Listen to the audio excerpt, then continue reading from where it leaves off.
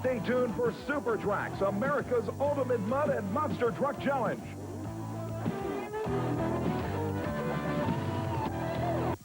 Hello, everybody. I'm Kris Chapman at the Saint Paul Civic Center in Minnesota. Just around the corner, a thirsty monster called First Blood attempts to drag down barefoot last year's American champion. Welcome, ladies and gentlemen, to the Tallahassee Civic Center in Tallahassee, Florida. I'm Bret, Kepner, and along with almost 24 of the nation's fastest super modified mud racers, we are getting ready for what could be the ultimate showdown in indoor off-road racing. The big rivalry between Jeff Acker's Insanity supercharged Chevrolet Powered Roadster and the three-time and defending world champ Tom Martin in the Super Trooper 32 Chevy could be coming to a head right here in Tallahassee. Welcome to Super Trax.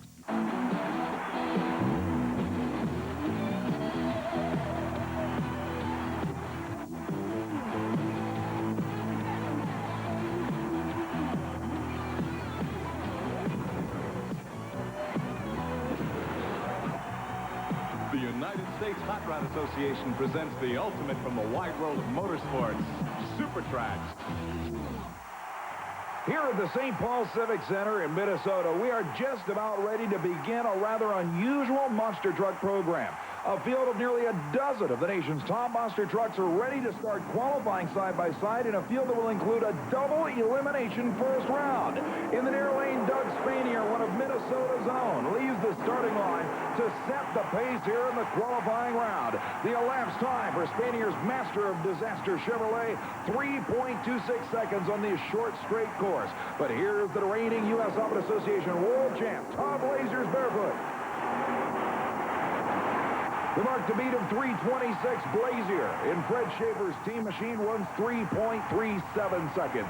Next up, Jim Thomas and Larry Tura. Tura in the Hercules machine in the far lane. Meanwhile, the barely tame Ford of Thomas leaves the starting line. The mark to beat 3:26. Thomas runs 3.24 seconds. And on a short straightaway course like this, reaction times are going to be just as important as elapsed time. The Pennsylvania-based camper shell equipped machine of Tura called Hercules leaves the line. And Tura takes it through at 4.15 seconds. Remember, we've got almost a dozen trucks in competition, and you're going to have to lose 2 times before you're completely out of this contest. So with the first 4 machines completing their qualifying run, Jim Thomas leads qualifying and barely tame at 3.24 seconds. It's time for this week's Crunch of the Week. In Augusta, Georgia, John Moore's No Problem and Gary Wiggins' Mopar Magic battled it out for an event title. No Problem took the win, but a rough landing and a flat tire put him into the guardrail, doing serious front-end damage. But it didn't matter at that point because the big white and yellow Ford had pulled out this incredibly close victory. That's this week's Crunch of the Week.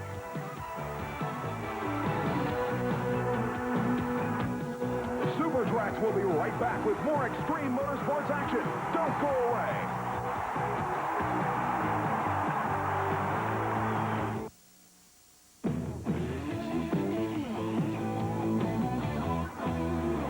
One of the most unusual monster truck competitions ever devised by the U.S. Auto Association. A double elimination first round. But right now we're still qualifying one of the largest field of indoor monsters we've ever seen. Mike Beeler and the Wrecker, a newcomer to the U.S. Auto Association Tour, leaves the line on this short 150-foot monster truck course. Beeler records an elapsed time of 5.20 seconds. Now the Twister entry. Dave Stasek, a longtime North Country campaigner. Great run for the Twister.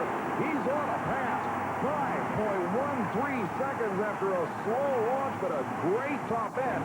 That man's going to be tough in elimination. Now Ohio's Gary Bauer in the Lone Ranger Ford Bronco, one of the original mini monster trucks, leaves the starting line hard. Oh, nosedive for Bauer. He barely drives it out. That one should have been a disaster. Great driving for the Ohio campaigner. Bauer saves himself and his truck. The elapsed time, 3.29 seconds. But now, the 1989 Rookie of the Year, Rob Fuchs in the First Blood Ford. A great run. Fuchs comes down hard on the brakes. He stops it before the wall. The mark to beat was 3:24. Fuchs runs 3 seconds That'll bring up Kid Rarig and the Thunder Chicken. Of all things, the Chevrolet leaves the line. Rarig loses the tarpaulin in the back of the deck, but keeps it straight. The elapsed time, 3:21. That'll be good for the number 2 qualifying spot for the relative unknown. Rob, how are those brakes feeling? I'm glad they worked. We got a little on the front end there, and I hit the throttle just a little too hard trying to pull it out, and got going a little fast. Did you realize that was qualifying? Yeah. Do you always come out and put on that strong of a performance? I'll see if I can go faster before the night goes on here. So what you're saying is maybe we need to go on and barricade that one corner? No, I think I'll try to stay away from the walls and equipment now. Well, good luck to you. Thank you. Rob Buish, always a great interview, as Kris Chapman has found out she'll be down on the floor throughout the event. But qualifying shows us that the First Blood Ford may be the killer here in Minnesota. And we've got a showdown of champions in Tallahassee, Florida in the super modified mud racing ranks. Stay with us.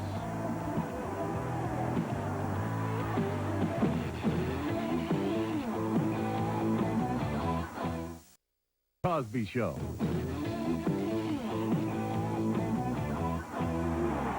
We move now to the Tallahassee Civic Center in Tallahassee, Florida for a gathering of giants in the super modified mud racing world.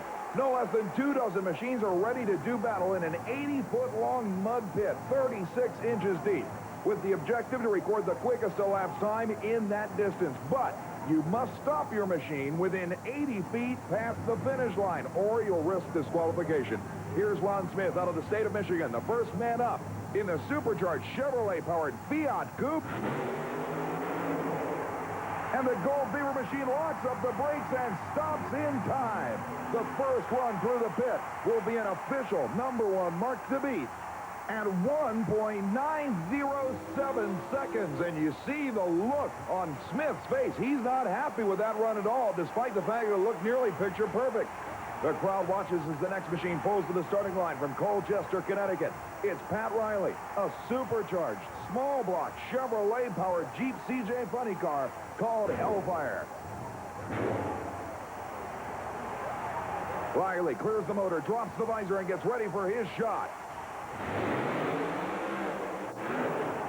In and out of the throttle, now trying to stop, but he slams into the wall, going past the disqualification line marked by the cones and boundaries in front of him.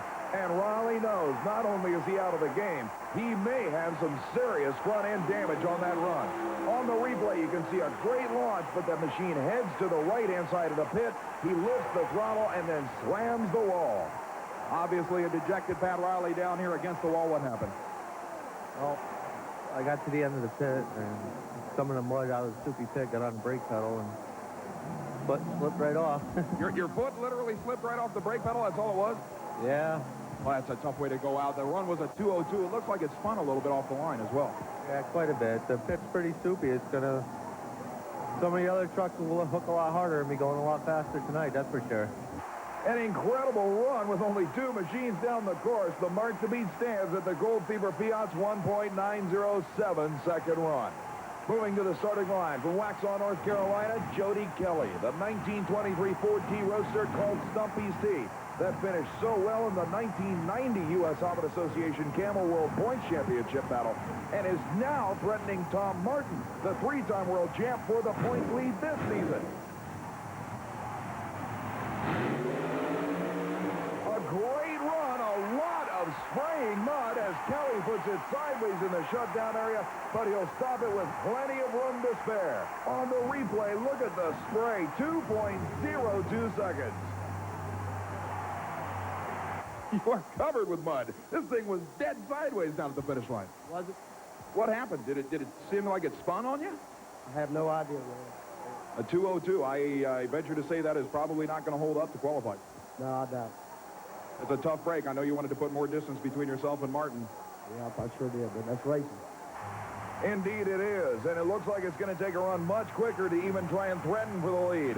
Here's the Team Rancho shock absorber machine of the incredible Mark Watrous. Out of the state of Michigan, it's a supercharged 557 cubic inch Ford-powered Thunderbird funny car. This is the same machine that recently made this Tallahassee track the quickest in the world when he ran 1.714 seconds. A great run, nearly out of bounds, a tremendous amount of steam off the hot exhaust headers, but it looks like Watrous may have one that made the field. The elapsed time, 1.999 seconds. Watrous actually doesn't look too happy with the run, but here on the replay, you can see that the machine left plenty hard off the starting line. What is happening out there? You were all over the place. Pat, the pit's real wet on us. It started pulling real hard to the right, and I had to back out of the throttle. Didn't have much choice. Either that or take down the pole. Based on the fact that the track is kind of iffy right now, do you think a 199 will hold up? Kind of slim. Mark Watrous apparently does not believe that he will be one of the 4 quickest qualifiers who will return to do battle for the title. Here is Melvin Brown, the Ohio veteran with not 1 but 2 machines in competition. This is his rear-engine, supercharged, Chevy-powered dragster called Red Heat. Inching forward into the starting line, staging beams. Now the visor comes down and he gets ready.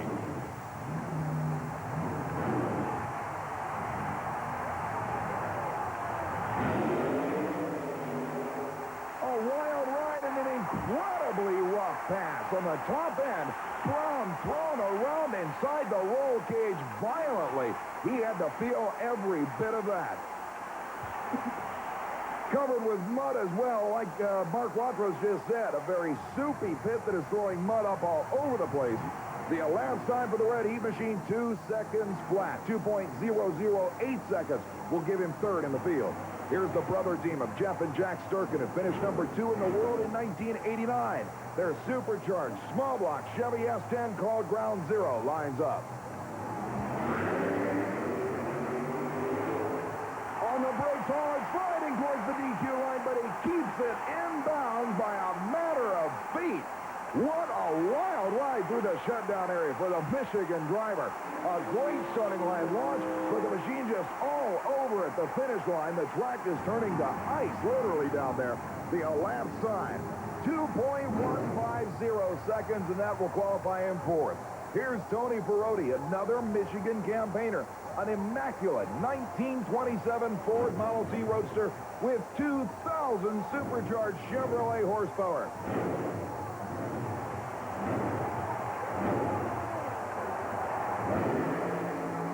Incredible launch. He stops it in time, but that had to be one of the most violent starting line leaves we have seen so far in this super modified contest. Tony, you've got to be concerned with what's going on out there. This is a completely different track than you ran 175 on before. It's totally different. It's a lot more water in it, a lot more slicker. That run, the car left the starting line with a fair amount of tire spin, which means the starting line is not as good as it was last night. But then 10 feet off the line, it picked the front wheels up. Yeah, it's kind of slick on the starting line, but once you get moving, it evens out, but you still got to worry about stopping. Well, that run picks up the pace in this field tremendously. And now it's time for this week's Power Drive. At Anaheim, California, the stretched wheelbase supercharged Ford of Dave Walsh called Irish Challenger had to make a full pull to the 200-foot mark to win the event. Hooked to over 50,000 pounds, he cautiously eased off the starting line and didn't plant his foot until the half-track mark. But when he did, out the back door it went, 206 feet for a full pull to win. That's this week's Power Drive. In just a few moments, Super Trax continues with more motorsports action. Stay with us.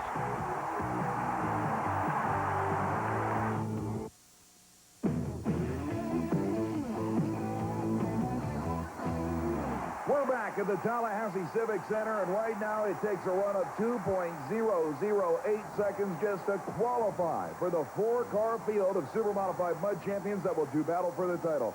Here's the brand new Bad Omen machine. A supercharged, fuel-injected, methanol-burning Chevrolet ramp motor. The driver, Gary Cook, longtime monster truck owner who's made this list. Cook on the brakes hard, sliding around. He'll stop within 3 feet of the disqualification line, but you can see a tremendous amount of tire spin just off the starting line, and that kept him to a 2.48-second run. Meanwhile, we earlier saw Melvin Brown's Red Heat dragster qualify for the field. Here's Melvin's second entry, a nitrous oxide-injected Jeep CJ funny car with Chevrolet power called Blue Max.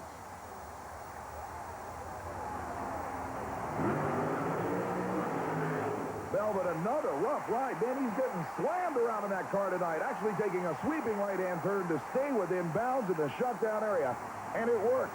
The bad news is that the run of 2.09 seconds won't qualify him. Byron Tinky from the state of Iowa, the supercharged Chevy Coupe Bad Habit is next.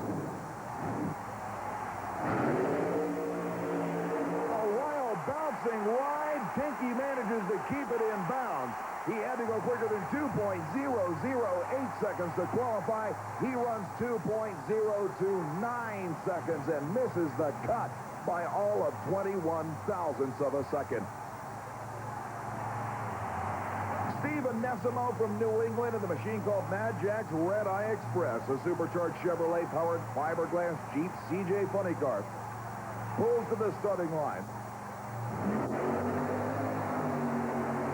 And big problems off the starting line, and then a puff of smoke at the finish line, and Onessimo's got major problems. It sounded originally like they came from the transmission area. 2.78 seconds won't help him a bit. But back on the starting line, the big guy in the black fire suit turns on the nitrous oxide injection system for one of his 2 team cars. This is the man who has struck terror into the hearts of mud racers everywhere. Any hardcore mud racing fan knows that the name that has dominated this sport is Mud Patrol. But this time around, the car to look out for is the brand new Super Trooper 1932 Chevrolet. Tom Martin out of Portage, Indiana, has dominated this sport like no other man with an unprecedented 3 straight world championships. But this year, Tom will be driving this brand new ride, and unlike other drivers, he's recruited a sponsor. The difference is that Tom recruited his sponsor to drive the Mud Patrol World Championship winning machine.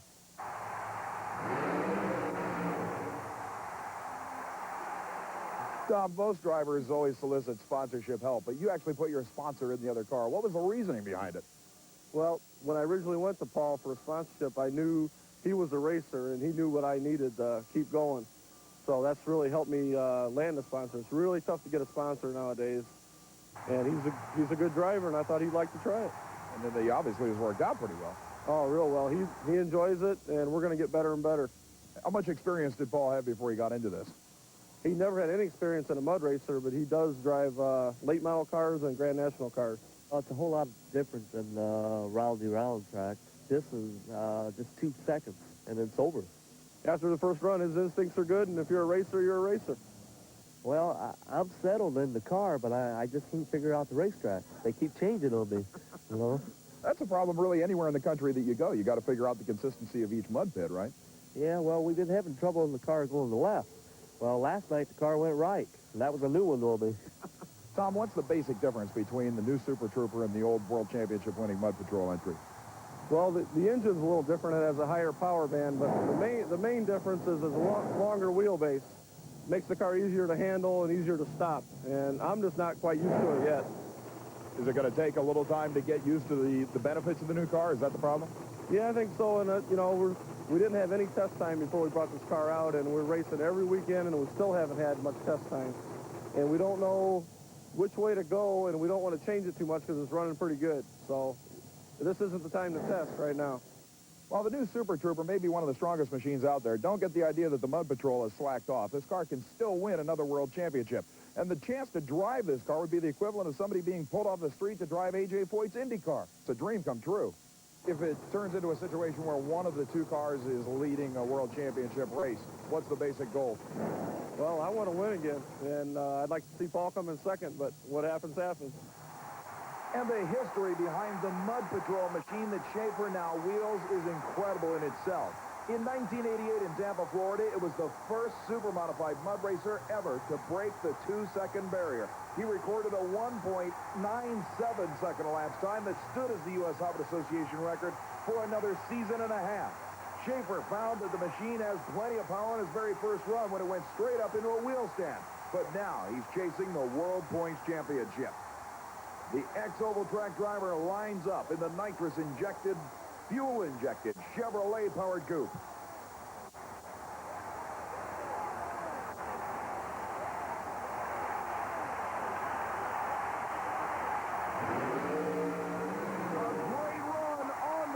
Hard, and he is thrilled with the performance of the machine. His driving equally impressive.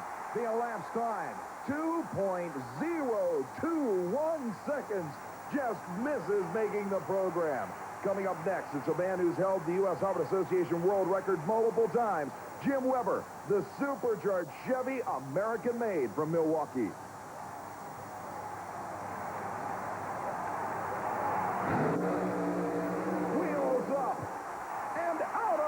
As Weber cannot stop the machine on the run.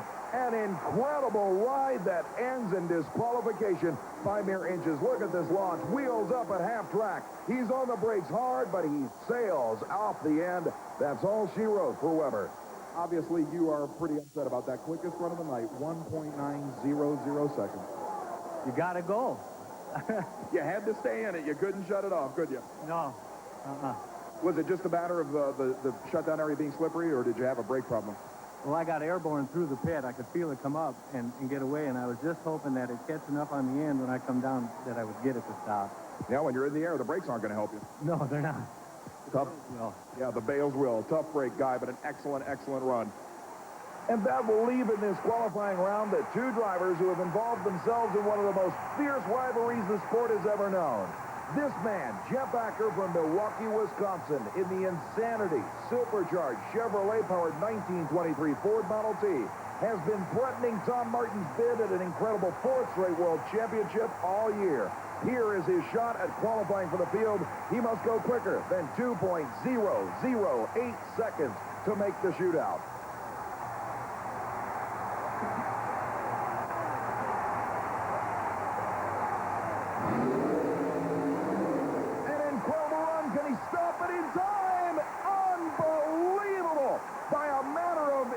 He is either inbounds or out of bounds. If it was good, we'll have to look from the overhead camera. Take a look. And it looks like mud is what actually knocked over the pylon. The machine throwing mud in front of it. The elapsed time, 1.934 seconds, will qualify Acker. And this man has got to be upset at that prospect. Three-time and defending world champ Tom Martin, the brand new Super Trooper, is on the starting line. And Tony Ferroti is on that bump spot, number 4 spot. He's at the end of the track, keeping a careful eye on whether or not the world champ will knock him out of the field. Martin must go quicker than 2 seconds flat, period. If he does and stays in bounds, he'll qualify for the field. On the brakes hard. He stops it in time, but was the run good enough? Martin goes 1.899 seconds. Ferroti can only accept the consolation from other drivers who have failed to make this field.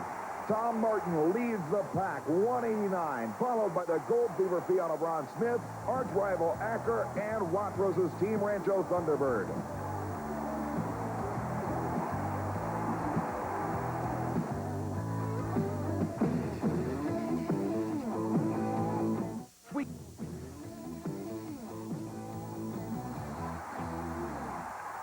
Now that we've completed qualifying for one of the largest fields this season of U.S. Harvard Association Monster Truck action, this is where things get interesting. It's a double elimination first round. Now the bye run goes to the number 1 qualifier. That'll be First Blood and Rob Fugere ran 3 seconds flat.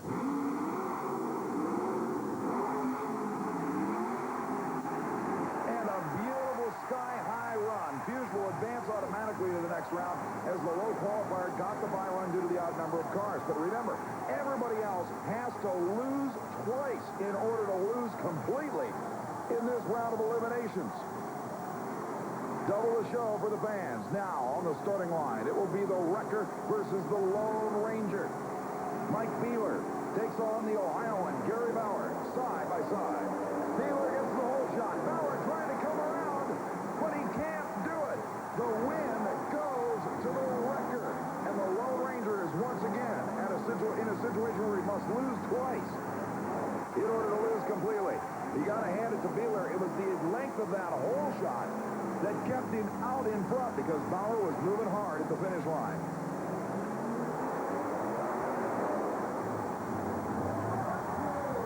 The next pair on the starting line, it'll be the Thunder Chicken taking on Larry Torres Hercules from Pennsylvania. Kid Waring in the bright yellow Chevrolet S10 leaves the starting line right with Hercules. We've got a race incredibly close, and Kid Waring advances the Thunder Chicken to round 2. Larry Torres will have to come back in a do-or-die situation to keep from losing a second time.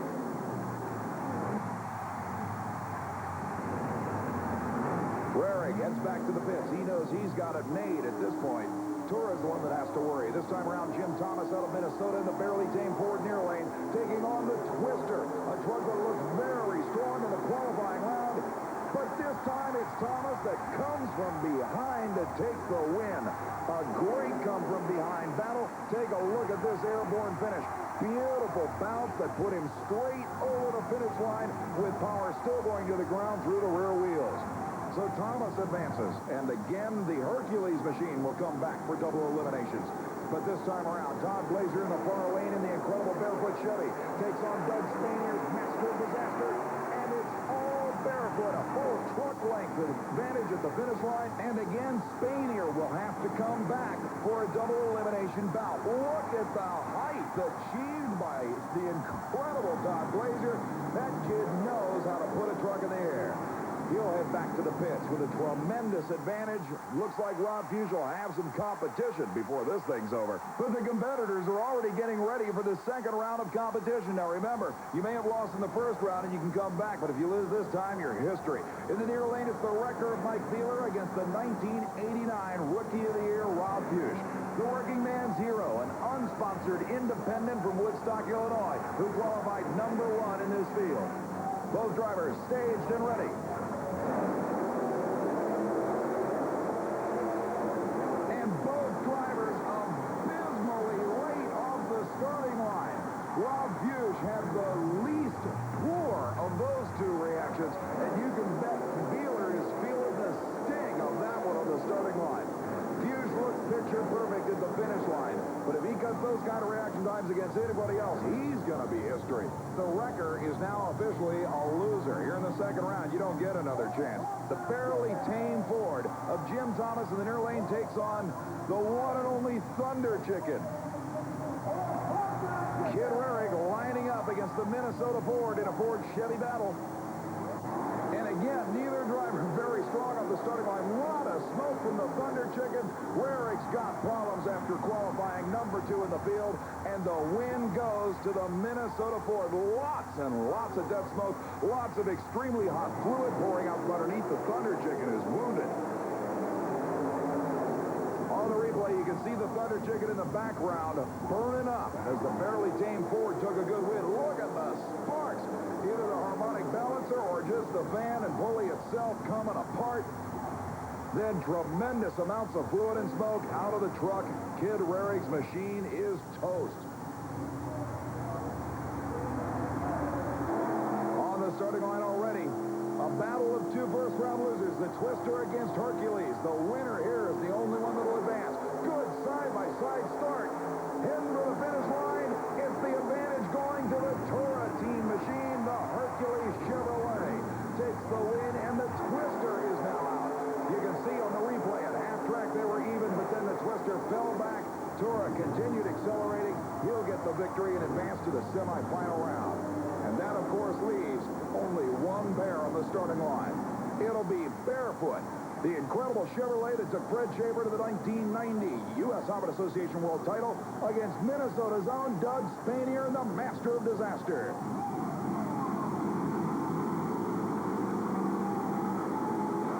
They leave the line together. It's a perfect race.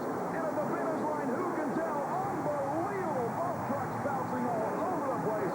And we'll have to see a replay to determine the winner on that one. A picture-perfect airborne scream for the incredible Todd Glazer, while in the other lane, the Master of Disaster machine was equally high, but watch the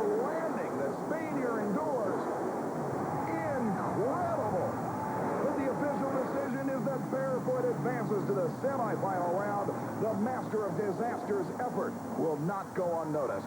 It will be a war. As you can see, the number 1 qualifier, First Blood, Rob Fuchs, still looking good. And, of course, barefoot right on his heels. Kris Chapman has Todd Blazer down at the finish line.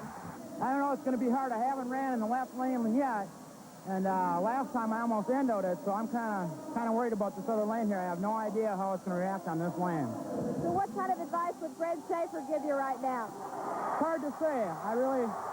He'd want me to win, but, you know, I don't want to roll the truck over. I'm going to do my best. It will be a war. Who will it be, Ford or Chevrolet? Stay with us because we've got a lot more action coming up, including super modified mud racing as well. Don't go away.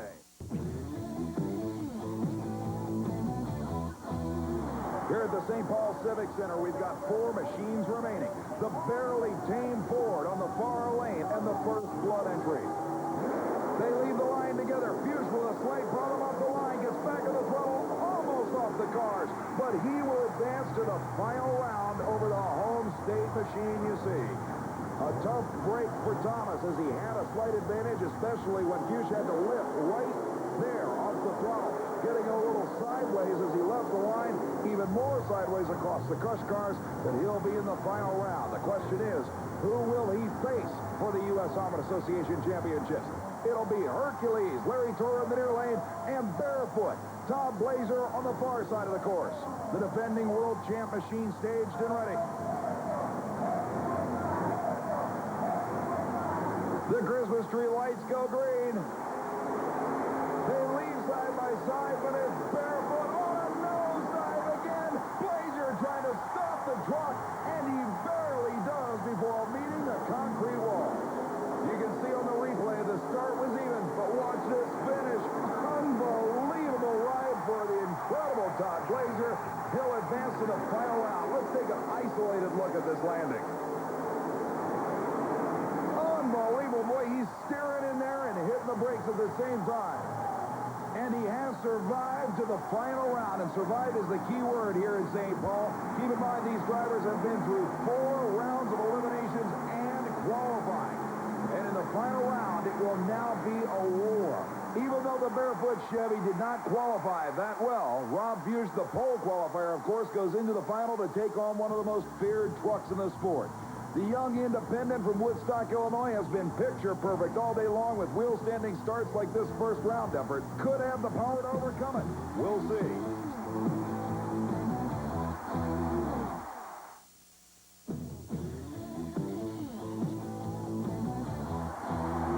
We're back in Tallahassee, Florida, getting ready for the Camel Shootout. Look at this pit. Solid clay, yet no ruts. That means that the track is still soupy and may not be able to offer the traction these drivers are hoping for. The 4 quickest qualifiers are back and ready. And Ron Smith's Gold Fever starts things off. Unbelievable run. Did it go out of bounds, or is it still okay? Jim Weber says it's okay down there at the finish line, and so does Smith. There it is, less than a foot away from going out of bounds. The incredible Gold Fever sets the pace at 1.882 seconds. That's actually quicker than he ran during qualifying. And Mark Watrous' Team Rancho Thunderbird would like to improve. And Watrous shuts the engine down a little early, and that may have hurt him. The elapsed time, 1.951 seconds, won't be enough to take over the lead. Watrous' conservatism hurt him there. Now it's Jeff Acker, the Insanity Roadster out of Milwaukee. He shuts off early as well. He barely stops in time. And the elapsed time, 1.80 seconds. A simply amazing run.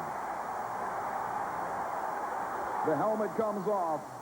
And as a touring professional, there is nothing sweeter than taking over the lead with one more man to go. Who would have ever thought that this course would have come around like this? I don't know. It sure did start to hold power pretty decent. And I don't know, as long as you can get it stopped, should be able to get a nice time. And I don't know, there's one stiff one back there yet. We'll see what happens. One real tough one. Great job. 1.80.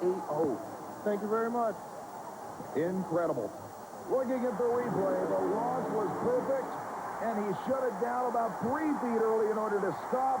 He takes the lead, and this man must unload a big one to take the #1 spot in the victory. Tom Martin ran 1.899 seconds in qualifying. You just saw Jeff Acker improve 13 hundredths from his qualifying run, and Martin must do the same if he expects to win this event. He's got to go quicker than Acker's 1.803 second effort.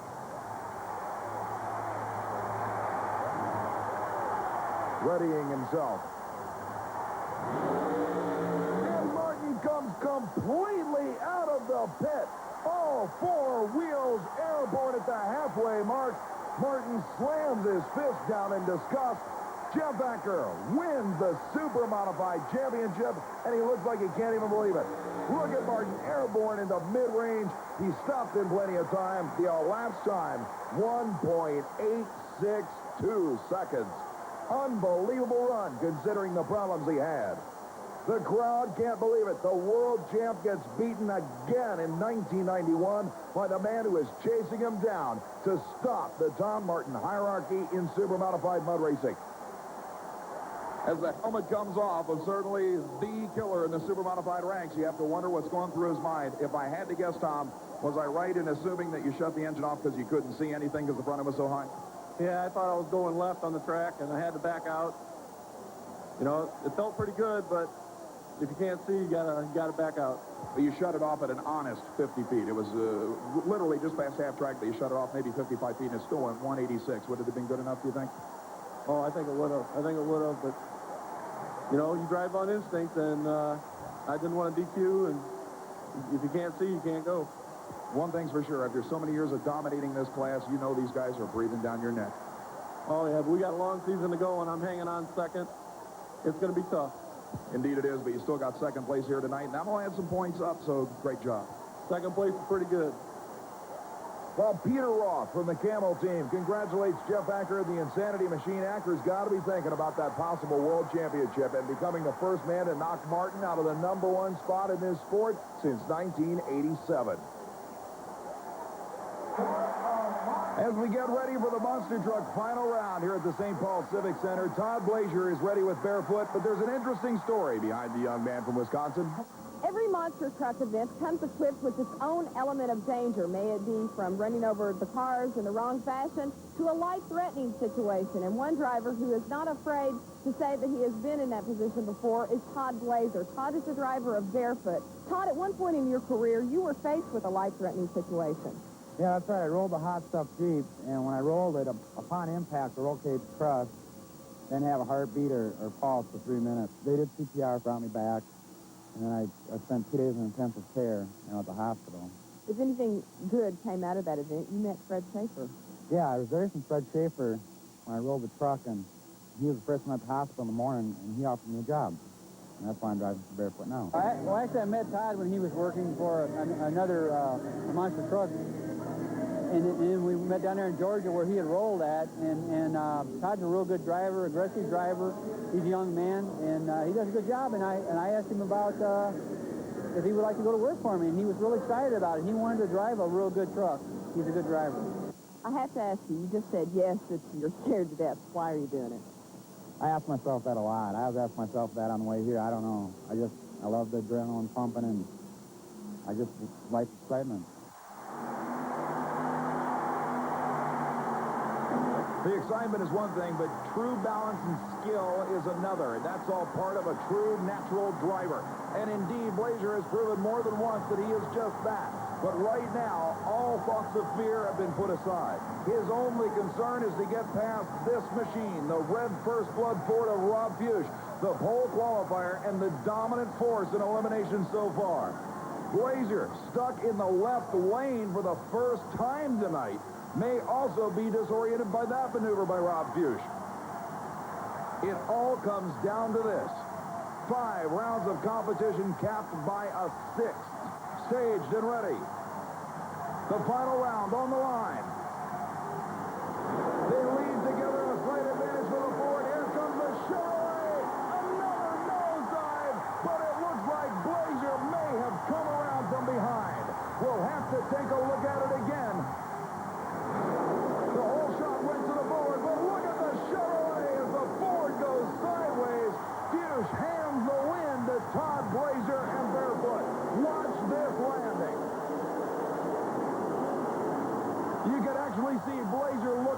see where Fuchs was, and then he just had to hang on. Rob Fuchs had his own problems in the other lane, and the landing blows the right front tire.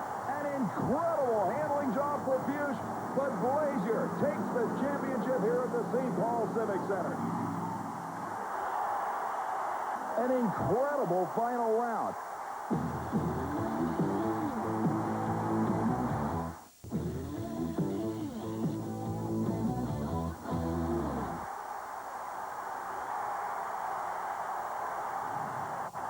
Well, certainly with everybody gunning for three-time world champion Tom Martin, Jeff Acker was one of the guys that was breathing right down his neck. But this time around, it was a little bit different. You pulled it off, and you've got to be thrilled. Yes, I am very thrilled. You get around stiff competition like that, and you definitely accomplish something. Very seldom do we see a mud racing event pick up in elapsed time. Very seldom do we see a track get better. Do you have any idea why that happened here? Well, they brought the clay down from Georgia, from what I was told, and once you start getting the ruts, it starts getting pretty sticky, and you can start turning some faster times if you don't have to deal with the ruts going through the pit. And that they seem to straighten out, so everything seemed to work pretty decent. And one thing I should bring up is that when a pit gets sticky like that and gets ruts in it, it also beats the heck out of the guys running in it. You took some really hard rocks in that. Yeah, it does. It rocks you around pretty good, and I hit my head on the roll bar a little bit, but that's what the padding's for. Well, despite the brutal ride inside the cockpit, it was brute horsepower and driving talent that won this event for Acker. And this is only the beginning of a rivalry that should last the entire season with this man. Three-time world champ Tom Martin and a Super Trooper. We won't find out the winner of this one until the fall. It all comes down to this.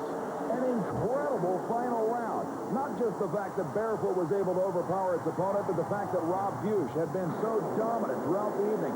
To lose a battle as wild as that had to be heartbreaking for the Illinois campaigner. It's not going to slow down either. You're going to see more action like this for the rest of the season.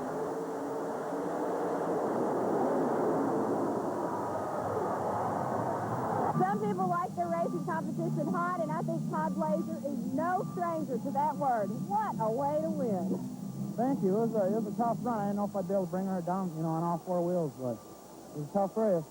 Tell me about your heart. Where was it? In your throat or out the window? It was out the window, I think. I don't know. So after you come away here at the Saint Paul Civic Center with a win, it looks like there might be some damage to the truck? I don't know.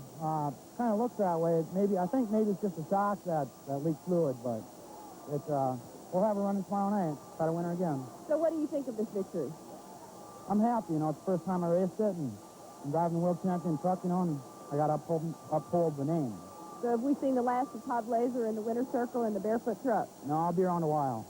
And rightfully so. Both the Barefoot truck and Tom Martin Super Trooper are defending world champions on the USHRA Association National Event Trail.